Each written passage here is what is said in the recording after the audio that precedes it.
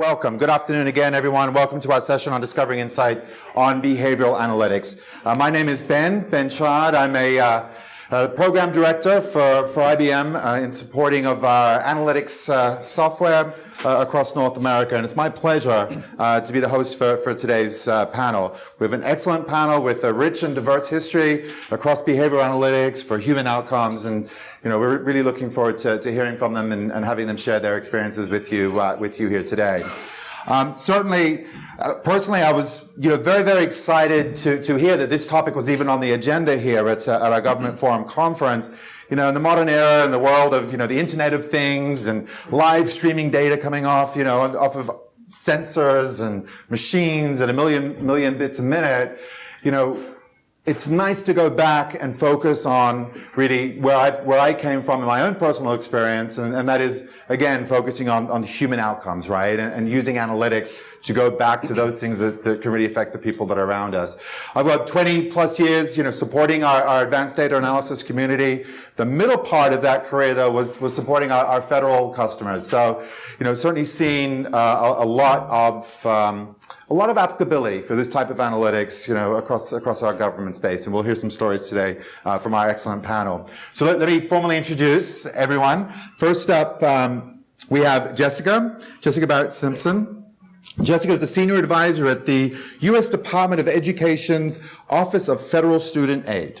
And as an advisor to that student loan borrowing experience, she has designed and tested campaigns to raise awareness around affordable loan repayment options. In her work, Jessica has actually collaborated with the White House Social and Behavioral Sciences team, SBST, which brings me to our next panelist, Michael. Michael DiDomenico is actually associated with that very team.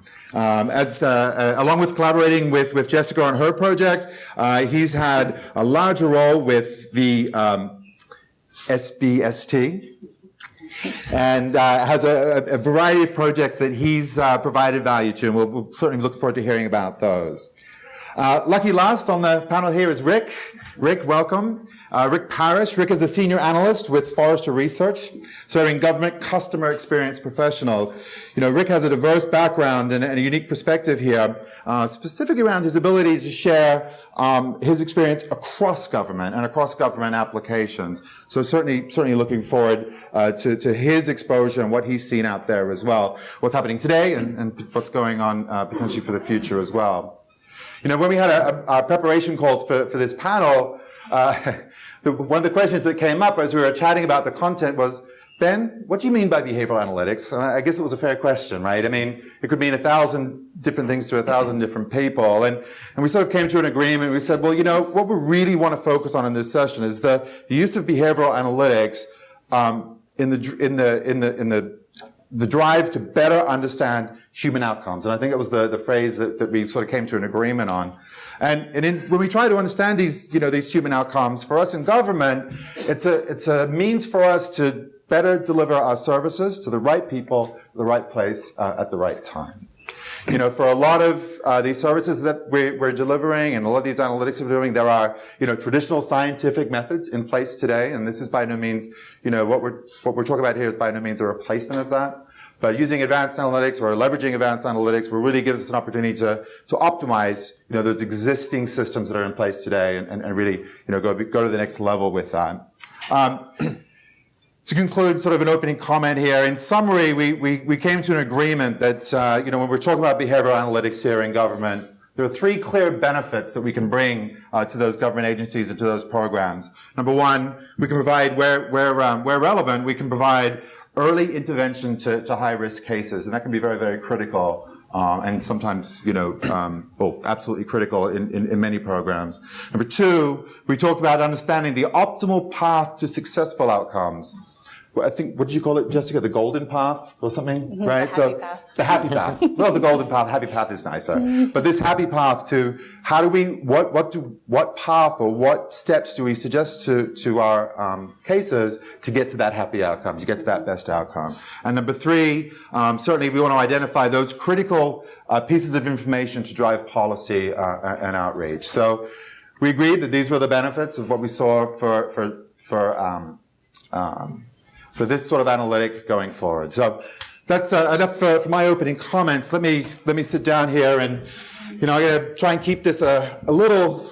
Try and go more of a simple approach here, and really just go down the line or go down the horn, around the horn here, and ask each of our panelists to further introduce yourself, tell us a little about the missions that you support today, and indeed, specifically about any gaps that you saw in those missions that you've addressed with advanced analytics, with behavioral analytics.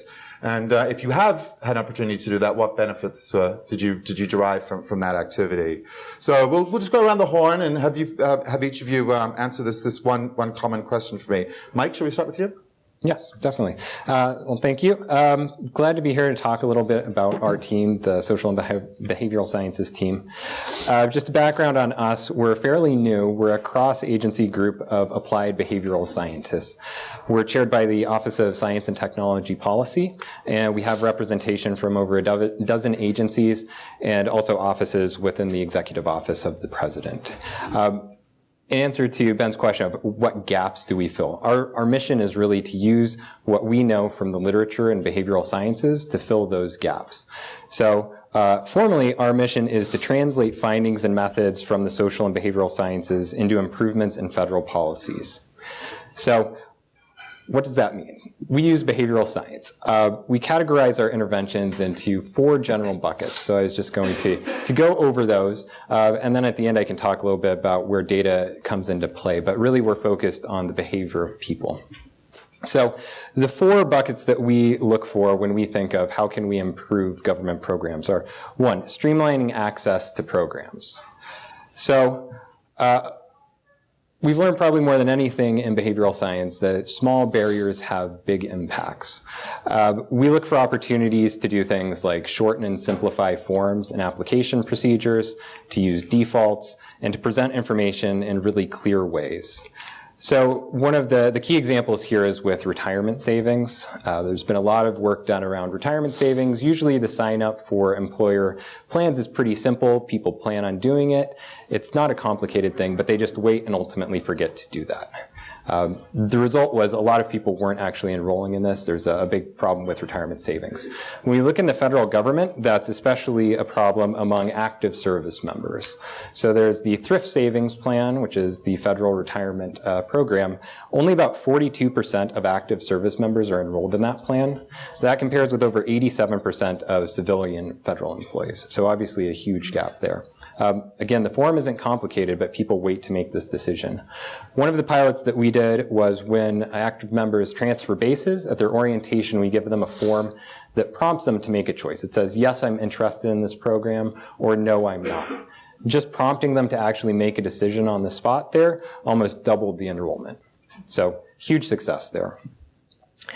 The second category of things that we look for is just improving the presentation of information. So this is probably familiar to a lot of people who have read any of Daniel Kahneman's work. But things like complexity, ordering, framing things in terms of losses versus gains, all of these things actually have big effects that classical economic models wouldn't really predict.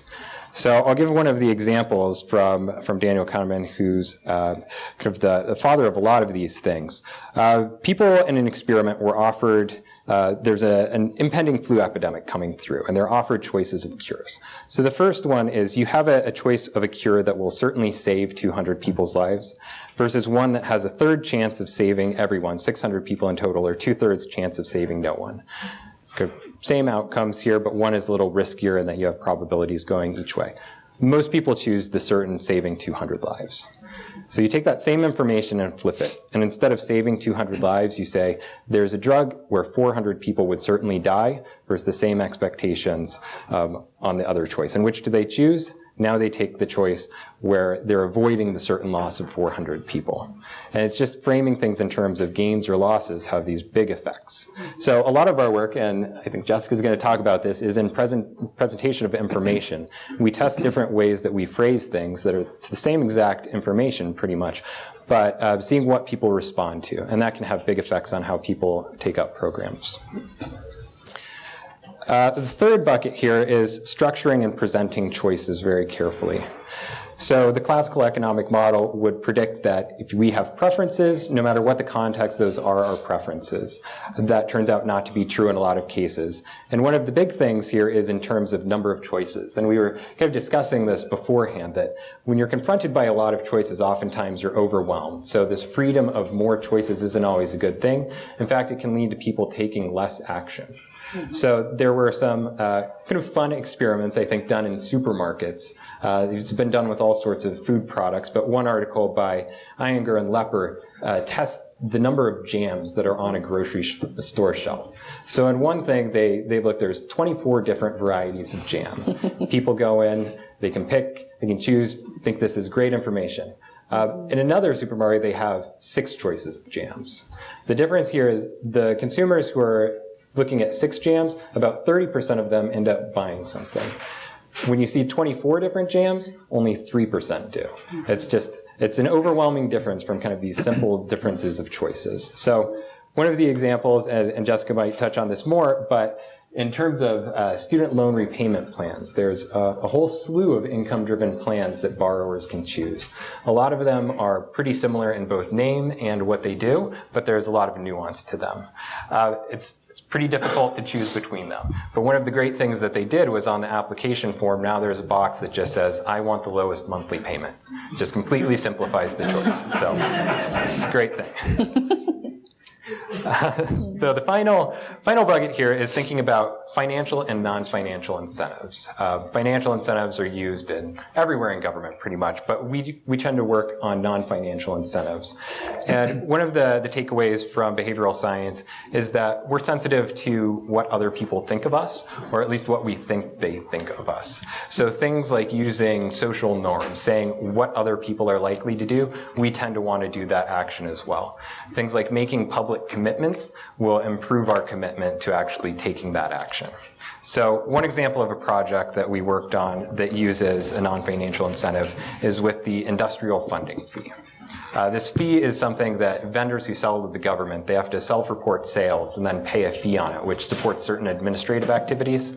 It's a self-reported thing, so there's a lot of inaccuracy in that reporting.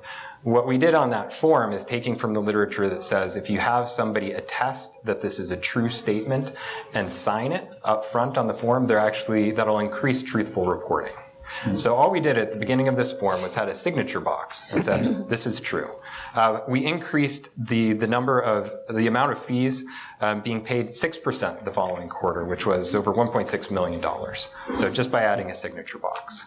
So those are kind of the key takeaways is looking at your customers, it's important to think about how they're going to interpret the information you provide them. Going back to the question of data and analytics, we don't do big data sorts of things. That's not really what we're focused on, but analysis is a key part of what we do. Rigorous evaluation is central to our mission, and none of these things would be very interesting if we couldn't pinpoint exactly how well they work. So most everything we do is in an experimental design where we randomly assign people to different conditions so that we can say something causal about what this one change actually did. The other part of this is none of this would be possible really without administrative data. It provides a very low-cost source for us to do these quick turnaround projects where we can implement something, we can learn from it, we can iterate, and we can just keep making things better. We don't have the time or the money to collect our own data, so using those administrative data sources is very important and central to our mission. So I think the key things I just leave with is keep in mind not only targeting behaviors with the analytics, but then when you're thinking about gaps in your program, how people respond to the information you're providing them or whatever you're getting them to try to do. Excellent. Thank you, Mike. And wonderful examples there, and I think some nice stories as well. So, and very applicable, I think, across applications for your unit, for your group, and hopefully for everyone in the audience here today. Jessica, so same questions to you. Just tell us a little bit more about about yourself and your mission and how you've used analytics to address any gaps in that? Happy to. So I've been with the U.S. Department of Education for about 10 years now. The department's mission is to promote student achievement and preparation for global competitiveness by fostering educational excellence and ensuring equal access. We've got about 4,000 employees at the department and a budget of $68 billion. I'm within our Office of Federal Student Aid, and we provide grants, loans, and work study to help students pay for college or career school. So right now there's about 41 million student loan borrowers. How many of you here in the room today either have a loan for yourself or for one of your children to attend school? Okay, that's a lot of hands. So the average student graduating with a degree has around $25,000 in student debt. That's been going up, as I'm sure you know. College is very important. Getting an education, that's an investment and improves your job prospects and your quality of life, but it is getting more expensive. States are not providing as much funding for higher education as they had been in the past, and so students are taking on more debt. There used to not be a lot of options for repaying your loans. You would get a bill and you would pay it off in 10 years, and there was the standard 10-year repayment plan. And that's the default option for anyone that finishes school. That's what you're automatically placed into. But if you decide to look at all of your options and make a choice, there are a lot of choices. Going back to what Mike was talking about in the jams in the store, there are a lot of repayment plans for your student loans, and it can be confusing. We know that people generally, if they don't have to, sometimes don't make a choice. And so sometimes there are people who have really high debts, maybe $100,000, and suddenly they get hit with a monthly student loan bill that they can't afford with the job that they just got first out of college. So we know that people get a little bit overwhelmed by the choices. They're stressed out. They don't always have all of the information. So our role in federal student aid, I work in our customer experience office, is to try to understand how to raise awareness about these different options and then present the information in a way that people understand and that they take action on.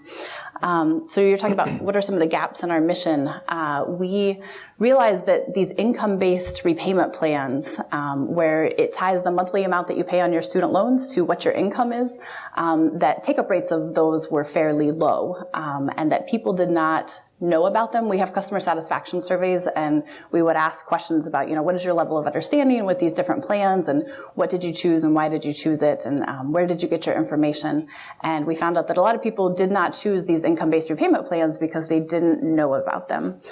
So that was the challenge for us, and what we have been doing in collaboration with the social and behavioral sciences team is implementing some low-cost experimentation that we've been able to do quickly and find out what message is resonating with borrowers and what is causing them to take action.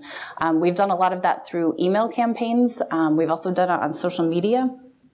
And I'm going to ask you which message would more resonate. I'm going to give you 3 options. So the first, option A, is you could reduce your student loan payment to as little as 10% of your discretionary income. Option B is you could reduce your monthly student loan payment to as little as $0, depending on your income. And then option C is more than 3 million federal student loan borrowers are enrolled in repayment options that base their monthly payments on their income. So it's the 10% of your discretionary income, the as little as $0, or the more than 3 million borrowers are doing this. Maybe you should too. Which of you would vote for A, the 10% of your discretionary income? Which would cause you to want to learn more and take an action? Okay, I saw one hand. A few more. All right, how about you could have a payment that's as little as $0? All right. And how... Right? 0 sounds good. I like 0. And how about more than 3 million federal student loan borrowers are enrolled in these income-based repayment plans? Okay.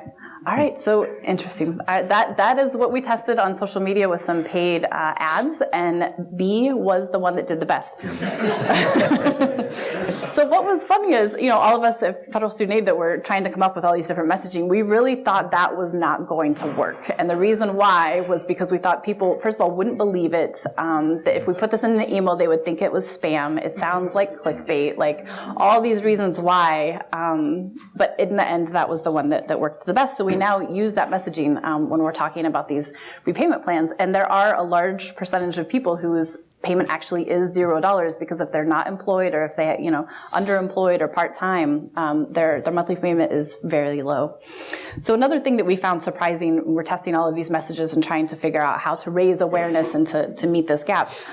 We did an email campaign with defaulted borrowers, and we had previously done focus groups and surveys and trying to figure out, for people who haven't, to be in default, you don't make a payment for an entire year. So these are people who they're really not paying their student loans. They've defaulted. How could we reach them and what would cause them to take an action? So our focus groups and our surveys had told us that they said they would be more likely to respond to a positive message. For the Department of Education, you have some options. We can help you. Here's how you get out of default. That they said they would respond more to that than the message that says, here are all the negative consequences of default. It's going to affect your credit. You're not going to be able to, go back to school and take out any more federal aid. Here's all the things that are going to happen to you. We're going to garnish your wages. But then when we actually did the email campaign, we had the positive and the negative framing, and found that the negative message was much more effective at getting those defaulted borrowers to pick up the phone, call someone, and say, I need some help. So that's why we've done this testing. We've looked at subject lines when we test our email campaigns, and sometimes we can get 10% more of the people who we send the email out to open up the email if we test a bunch of different subject lines. And then we've also done message testing as well, and that's where we've integrated in these behavioral insights, and SBST has been so helpful in giving us the research that we can then use and say, all right, well, research has shown that this works with this particular population, but we're talking about student loan borrowers, and they're, this age, and they have all these different characteristics, and we're looking at a very specific segment. We want to test out different messages, what insights might work, and you never actually know until you end up doing the testing. So I'll tell you about a few of the behavioral insights that we did end up testing with SBST. One of them was the framing effects, which the default email campaign that I described with the positive versus the negative framing. We also tried loss aversion. So if you don't do anything, your payment is going to go up. You have to annually recertify these income-based repayment plans, and your payment will go up if you don't do it. So we tried that message out. We also tried getting people to make an active choice. Yes, I will return to school, or no, I won't return to school, presenting those options. We tried out checklists. So here are the 10 steps for getting out of default. And then we also tried social norms. Most people who get out of default do so by rehabilitating their loans.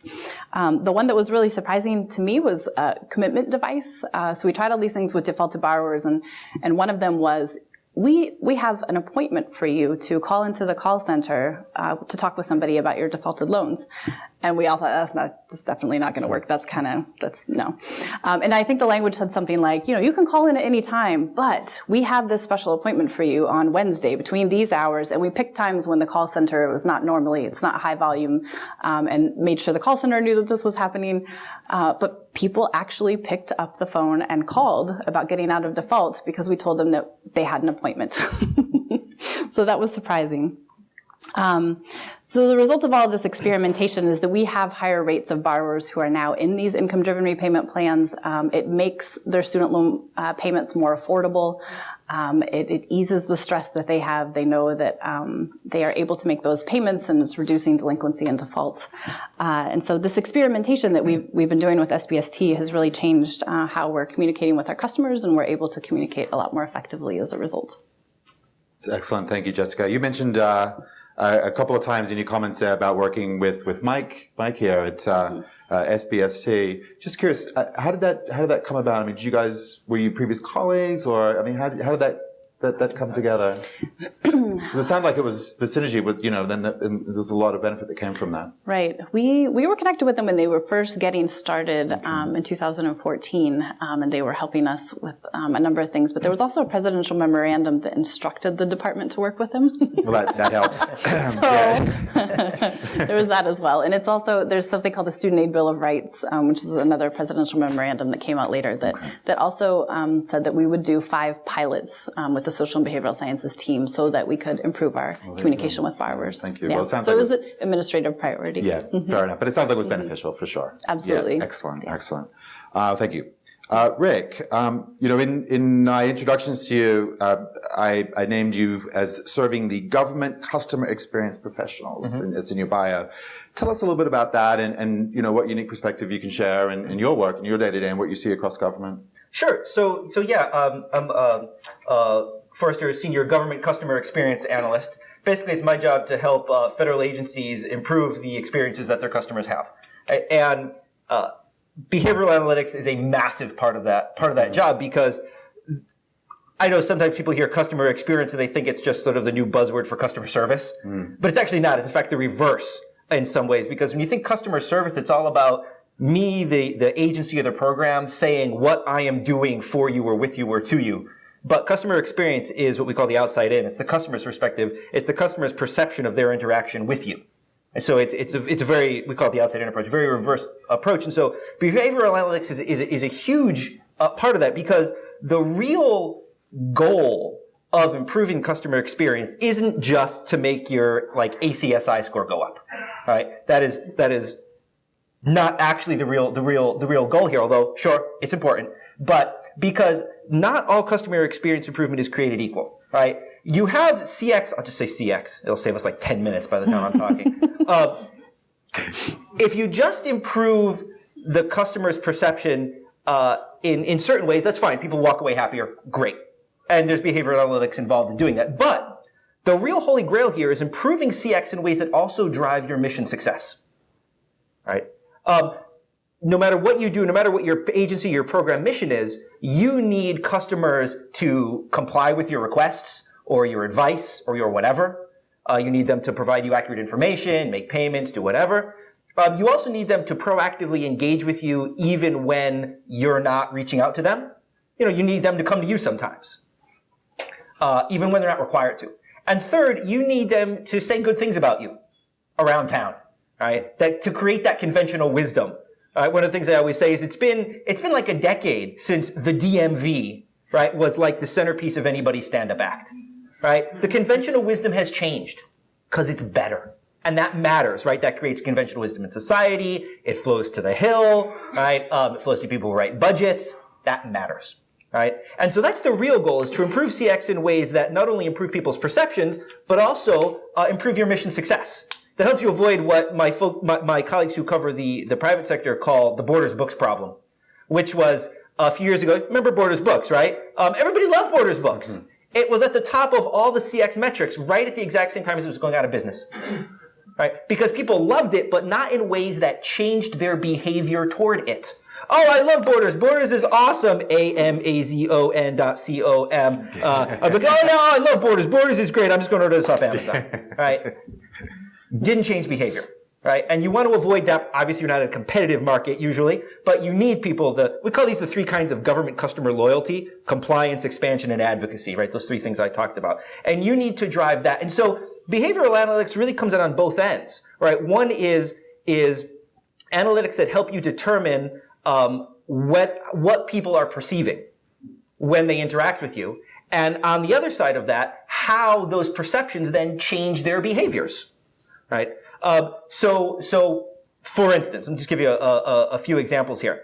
On the one side, on the people's perception side, we have these things we call the 3 E's: effectiveness, ease, and emotion. Right. And any customer experience has those 3 components. You need to maximize all 3. It has to be easy. People have to be able to accomplish what they're trying to accomplish. That's ease, effectiveness, and emotion. That's actually that third one. And behavioral analytics is a huge role here.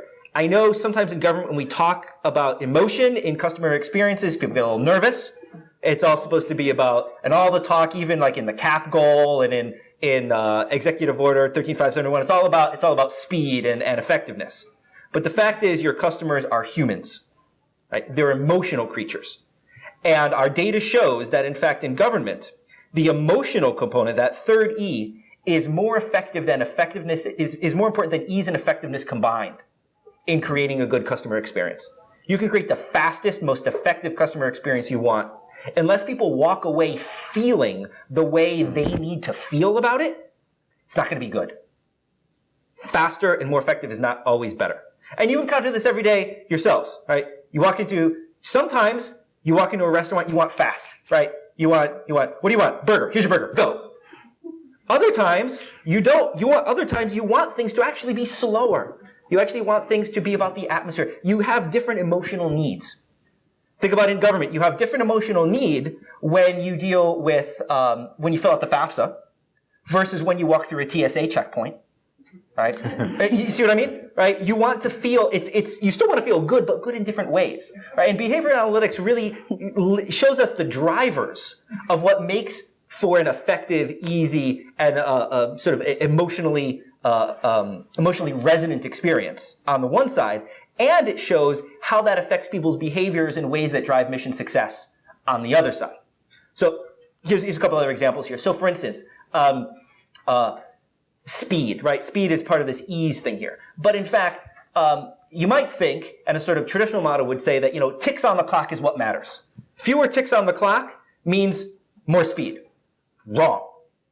It turns out that it's perception of time that matters, and behavioral analytics can show us how. For instance, let's say that you call in to pick an agency's call center. Fine. And somebody right next to you calls in the same call center at the same time. They pick up the phone at the same time. But the person you talk to is able to answer your question right there. The person your friend talks to has to hand them off to another person. But your friend, even though he has to get handed off to the other person, gets off the phone faster than you do. Your perception of time is going to be shorter than his. Because it turns out that it's not ticks on the clock that matter. The biggest thing that affects people's perception of time when they call the call center is whether or not the first person they talk to is able to answer their question. Right? And the data shows that. Wouldn't you think? It's not what you'd think. A lot of times, agencies when they manage call centers, they want to get those ticks on the clock down faster. The real answer is pushing the right information to the first person who picks up the phone. That's more important. Right? Or there's another one. This is sort of a mildly famous one, as famous as anything in CX gets. Airports, Houston City Airport. They did this whole big redesign because part of their experience was about get people out of the airport fast, right? And people said, I'm spending way too much time standing around waiting for my luggage. I can't stand it. It's a horrible experience. So what they did was they had two initiatives going at the same time. I see some people smiling. I think some people have heard this one, where this is going. So they spent a lot of money behind the scenes to get bags from the planes to the carousel faster. I mean, there's a lot of moving parts, literally a lot of moving parts back there. Right? And at the same time, they had another initiative going on to get people from the gates out of the airport faster. So they got the bags to the carousel faster, but they also got the people to the carousel faster. As a result, people spent the same amount of time waiting for their bags. Perception didn't change. They were getting out of the airport faster, a lot faster. But the perception of time didn't change. So what they did was they actually went back and they actually slowed the people down. They made it harder to get from the gate to the bag carousel. As a result, you spend less time waiting for your bag. Perception of time went faster, right? So that's about ease. Even things about effectiveness, right? A lot of times when we think effectiveness, we think that it's that sort of point of service delivery. That's what makes something effective. My agency's mission is to hand you this check. Handed you the check. Done. Mission accomplished. That was effective. Well, it turns out that oftentimes we can see that it's people's perceptions that matter. And oftentimes, handing somebody that check, they don't think you've accomplished your mission. Sure, the reg might say you've accomplished your mission. Sure, the mission statement might say it. But it's more something like you get the email saying we've directly deposited the funds in your account. No. You don't think it's finished. You don't think it's been effective until you're able to log into your bank account and see that it's there. That's just a simple example, right? But there's so many of these ways in which in which the difference between the inside out, the organization-centric view of the mission, and the outside in, the customer's experience of the mission, are two very different things. And the behavioral analytics show us you have to focus on the customer's perception. That delivery of that thing you're supposed to be giving them isn't what makes it effective, right? It's what happens next oftentimes that makes it effective. And then, of course, there's the emotional component, right? Any number of analytics there, but I feel like I've been going on for a couple minutes here. So I'll probably skip a bunch there. But let me just give you one big example about how, if you do this right and you use the analytics to figure out those drivers, right, from the customer's perspective, how that can drive mission success. I'll just give you one example from the Supplemental Security Income Program. This is a SSI program. This is a Social Security Administration program that provides certain types of income support to people who are out of work. Usually they have an injury or something like that. And you can get different levels of benefits. 100%, 50%, 40%, whatever. Normally what happens in that program is people start at 100%. I got injured on the job, I'm totally out of work, 100% benefits. But then they get a part-time job, now they're back to 50% say. Then they get a second part-time job, now they're maybe at 25% benefits. Eventually they get off the program. You see what I mean, right? The SSI program found out it was spending millions of dollars in improper payments because people weren't reporting back their income accurately enough, often enough.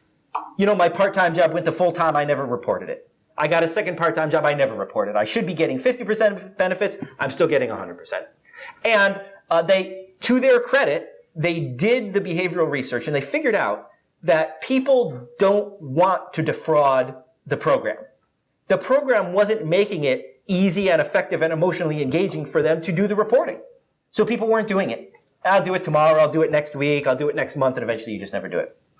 So you can see what I mean by driving mission success here. Part of mission success is creating an experience that would get people to comply with the requirements to report their income. And so they also dug in, they had a call center, a 9-to-5 call center. The people on this program are not the sort of people who can say, I'm going to take an hour for lunch and just sit on the phone with supplemental security income, right, for an hour. These people are working jobs that they don't have that kind of flexibility, right?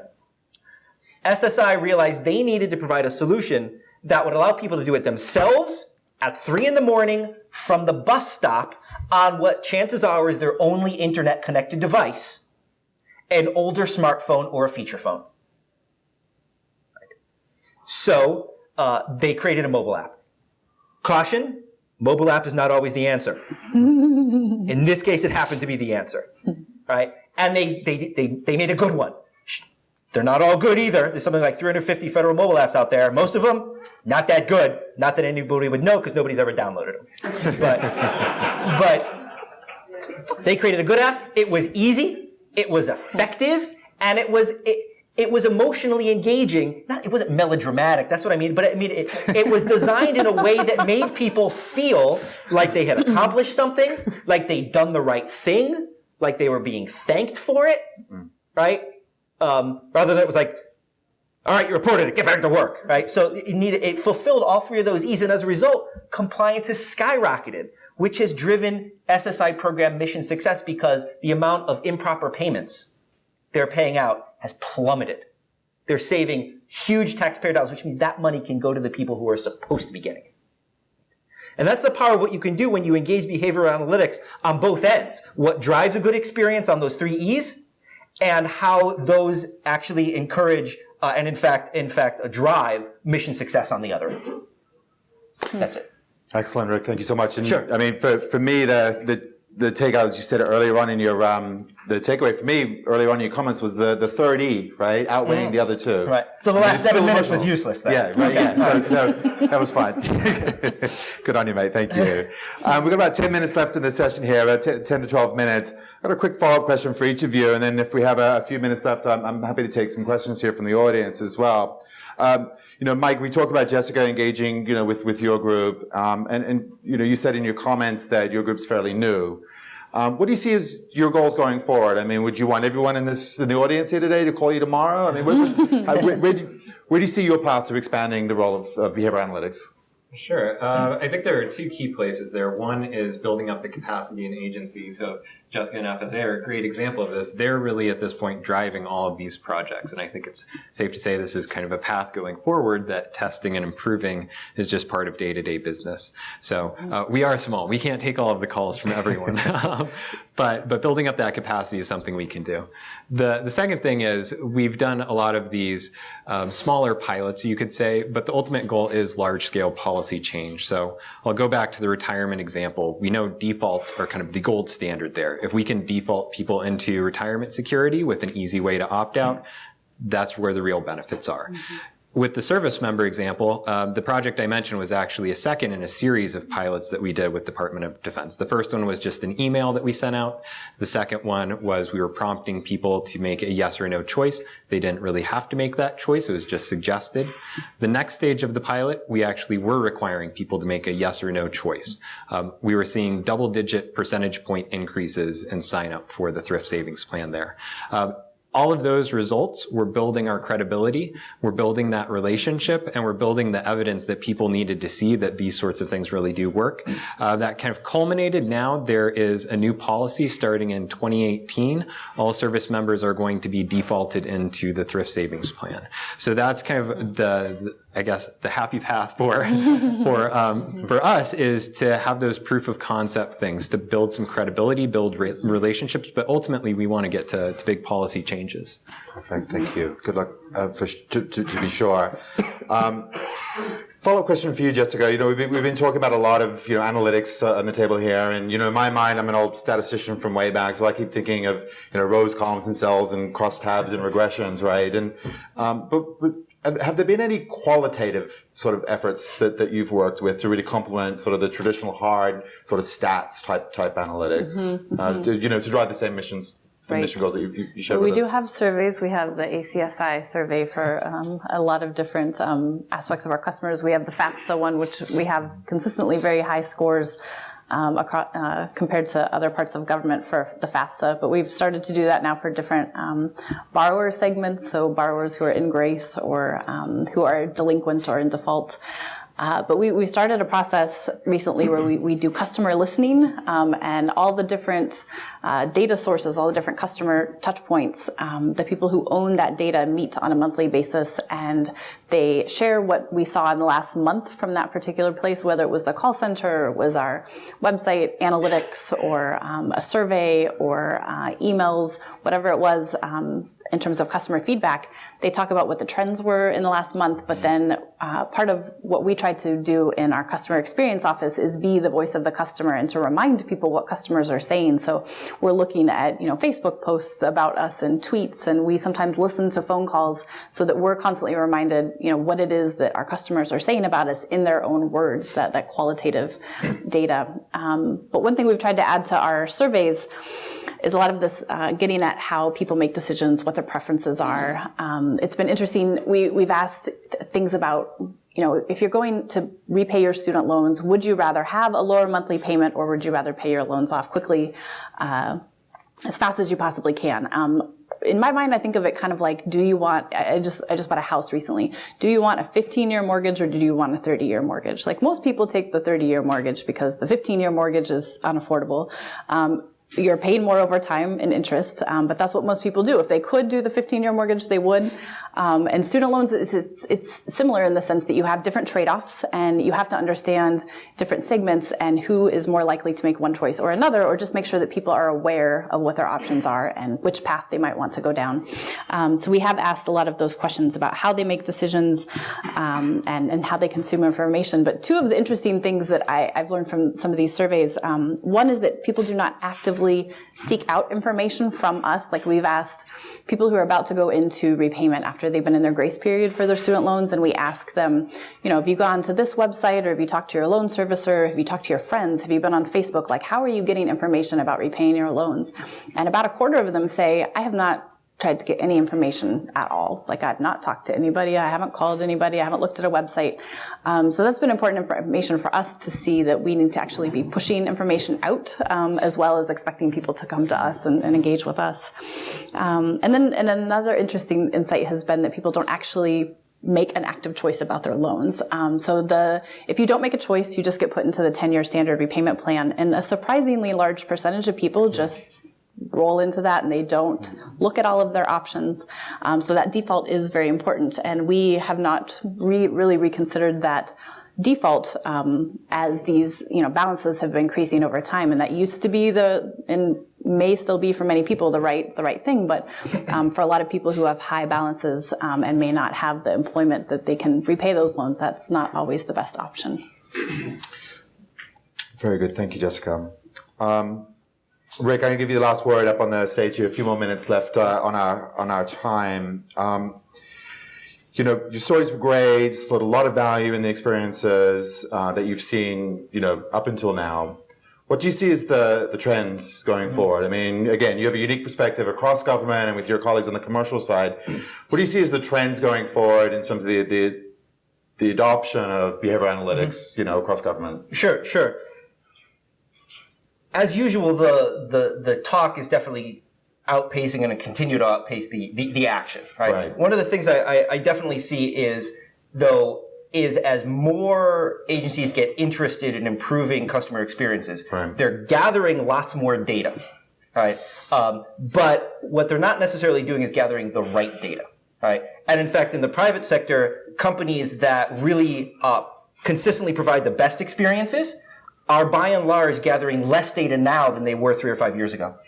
Because they've figured out what they need and what they don't need, right? And they can focus their analytics on the data that they actually need, right? And so that's something I'd recommend. The answer is not more data. The answer is the right data. Sure, you have mandated stuff you have to gather. Go ahead and gather it. But that's probably not what you actually need. And you're probably gathering way more than you need, and you're not gathering some stuff that you should be gathering. So that's one of the big things I see more fragmentation becoming because more people are getting interested in gathering more data. So it's actually going to get worse before it gets better, right? Because it's this archipelago of unconnected data. The other thing is though, when I do see agencies starting to perform some good analytics, one of the problems I see, present company excluded, is that they tend not to actually push those analytics out to the people who need it.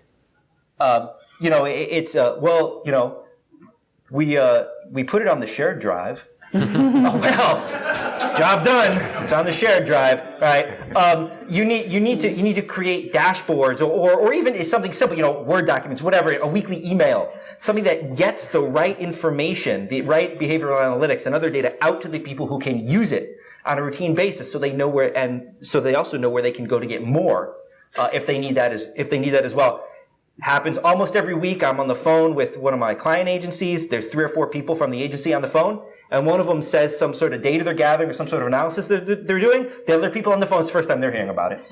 Right? Embarrassing. Not for me, I just laugh, but it's embarrassing for them. Right? So don't be those people. Right? Gather only what you need, not more than that. Perform the analysis, and then actually push it to the people in your programs or your agencies who can use it. Right? And that doesn't mean everybody gets everything. That's overwhelming. Right? Use behavioral analytics on this as well. Don't push everybody a 50-page spreadsheet every week. Get different people what they need at the right times, and they'll use it. Right? Most people aren't going to do that for the near future. That's going to be the next few years out. When everybody suddenly realizes that things are getting worse because they're getting more fragmented. But that's my advice to you to avoid that problem. Well said. Thank you. And look, thank you to Mike, Jessica, and Rick. A round of applause. It was an excellent panel, and I'd love to hear from you guys. Good on you. We've got a couple of minutes here on the clock, according to my watch here. Maybe time for one question if someone would like to ask of our panel. 1 or 2 questions?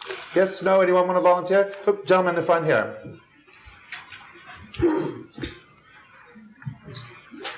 Hi, Jessica, I want to say first I'm very impressed with Federal Student Aid's initiative to get return on investment information to college students, kind of connecting IRS data on current salaries with Federal Student Aid data on who went to which college. Mm-hmm. That leads me to question, though, whether or not that kind of customization could be applied to some of the things you're doing. So, for example, instead of just saying everybody defaults into the 10-year program, why not say, we've gathered some IRS data, we know about your current income, we know who you are on your loan balance based on Federal Student Aid information.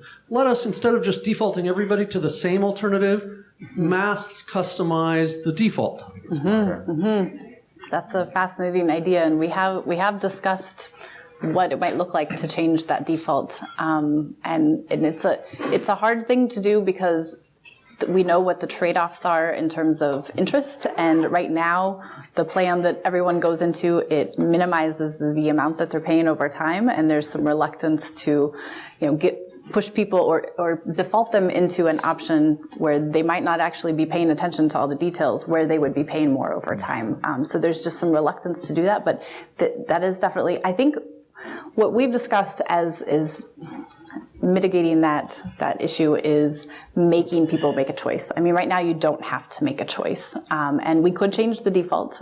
There's some trade-offs that we've identified with doing that, but I think what might be a solution, and that we've discussed sometimes, is that to actually make sure that people take that time to look at all of their options and then make them make a choice. The other challenge we run into is that people expect more customized advice than we have traditionally given. We just designed a tool with the U.S. Digital Service that came out last week, actually. It's on studentloans.gov. You go to studentloans.gov/repay, and it asks you 5 questions, and it's trying to give you that personalized student loan advice. So you answer questions about, do you want to what kind of loans do you have? Would you rather pay your loans off quickly? Things like that. And then it tells you, well, maybe you should just, keep doing what you're doing and enroll in auto debit and pay it off as soon as possible. Or maybe you should, try one of these income-based repayment plans. So it's been a challenge, and I think that's a very interesting idea. Thanks. Good question. Thank you, Jessica. We're up to the top of the hour here. I don't want to impact the next session here. So once again, thank you to our panelists. We'll be up here for a little while here. If there's any additional questions, please come forward and ask us. Thank you, folks. Enjoy the rest of the show. Thank you. Bye.